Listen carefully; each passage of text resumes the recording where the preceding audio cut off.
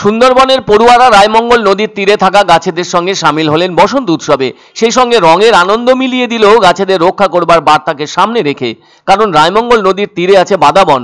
রবিবার বসন্ত উৎসবে রঙের ছোঁয়ায় শুধুমাত্র একে অপরকে রাঙিয়ে দিয়ে নয়, একইভাবে গাছেদেরকেও সঙ্গে নিয়ে ওই রঙের আনন্দ ভাগ করে নিলেন তারা। গাছেদের শরীরকে অনেক রঙে রাঙিয়ে দিলেন সুন্দরবনের পড়ুয়ারা। আর এই দিন বসন্ত উৎসবের কারণে পাড়া প্রতিবেশী বন্ধু বান্ধব সকলেই যেন একইভাবে মাতোয়ারা হয়ে উঠলেন। আর এদিন ওই রঙের উৎসবে গাছেদেরকেও সামিল করলেন তারা নিজেদের সঙ্গী ভেবে। উত্তর 24 পরগনার সন্দেশখালীর হাটগাছার এক শিক্ষক দেবপ্রসাদ মাইতির উদ্যোগে এদিন বসন্ত উৎসব পালন করা হয়।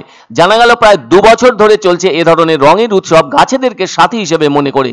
এক্ষেত্রে একটা উল্লেখ করার বিষয় হলো, গত বছর সন্দেশখালীর মণিপুর গ্রাম পঞ্চায়েতের রায়মঙ্গল নদী বরাবর কয়েক কিলোমিটার জায়গায় ম্যানগ্রোভ বাদাবন গড়ার ব্যাপারে দারুণ উদ্যোগ গ্রহণ করে প্রচুর ম্যানগ্রোভের চারা লাগানোর ক্ষেত্রে উৎসাহ লক্ষ্য করা যায়। আরও জানা গেছে, গত 8 বছরে প্রায় 4.5 লক্ষ ম্যানগ্রোভ চারা রোপণ করা হয়েছে। তাদের একটা স্লোগান রয়েছে, সেটি হলো বাঁচলে সুন্দরবন, বাঁচবে তুমিও। তবে তাদের লক্ষ্যমাত্রা রয়েছে আগামী 10 বছরের মধ্যে 1 কোটি ম্যানগ্রোভের চারা রোপণ করবেন তারা। এমনিতেই গত বছর গরমের সময় বিশেষত বৈশাখ মাসে তাপমাত্রা 43 ডিগ্রি সেলসিয়াস ছুঁয়েছিল, যা কিনা গত 50 বছরের ইতিহাসে নজিরবিহীন। আর সুন্দরবন এলাকায় বিশেষত রায়মঙ্গল নদীর পার্কে শক্ত রাখতে নতুন করে গাছ লাগানো জরুরি। অবশ্যই সেই গাছ লাগানোর প্রচেষ্টা শুরু হয়েছে। অন্যদিকে ওই রায়মঙ্গলের তীরে থাকা গাছেদের সঙ্গে বসন্ত উৎসবে এদিন সামিল হলেন সুন্দরবনের পড়ুয়ারা। ছোটরাও এদিন রঙের উৎসবে সামিল হয়। এদিকে এদিন সন্দেশখালীর খুলনা গ্রাম পঞ্চায়েতের হাটগাছা কেসি হাই স্কুলের মাঠে সব ধরনের পড়ুয়ারা জড়ো হন।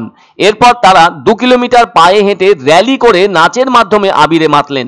আর তো কয়েকদিন পরই হোলি উৎসব দেখা যাবে সমগ্র দেশ জুড়ে, যা কিনা বসন্ত উৎসব। এই উৎসব তো এই রাজ্যের বাঙালিদের মাধ্যমে উদযাপিত একটি রঙের উৎসব। আর এই উৎসবটি প্রত্যেক ফাল্গুনী পূর্ণিমায় উদযাপিত হয়ে থাকে। প্রকৃতির পরিবর্তনের সাথে সামঞ্জস্যপূর্ণ রঙিন এই উৎসব প্রকৃতিতে বাহারি ফুলের ছয়লাভ যেমন আলাদা মাত্রা এনে দেয়, তেমনি তাকে মনে রেখে ভীষণ খুশি হয়ে মানুষও মাতোয়ারা হয়ে ওঠে রঙে রঙে। আর শীতের শেষ এবং বসন্তের শুরুকে চিহ্নিত করে এই রঙের উৎসব। সবচেয়ে বড় কথা, এটি মূলত ফুলের উৎসব। রাজ্যের মধ্যে শান্তিনিকেতনের বসন্ত উৎসবকেই উল্লেখযোগ্য বলেই মনে করেন সকলে। তবে এদিনও দেখা গেল সুন্দরবনের রায়মঙ্গলের তীরে বাদাবন রক্ষা করার বার্তা নিয়ে বসন্ত উৎসবে মেতে উঠতে। তাদের সমবেত প্রচেষ্টায় ওখানকার একটি বড় গাছের শরীরে নানা রঙে রাঙিয়ে দেওয়া হয়। আবার নিজেরাও আবিরে আবিরে রঙিন হয়ে ওঠেন। তাদের উদ্দেশ্য শুধু রং খেলা নয়, গাছেদেরকে রক্ষা করা। আর তাদের কথায়, গাছ বাঁচলে ভূমিক্ষয় থেকে বাঁচবে রায়মঙ্গল নদীর পার, আর সেই সাথে বাঁচবে সুন্দরবন।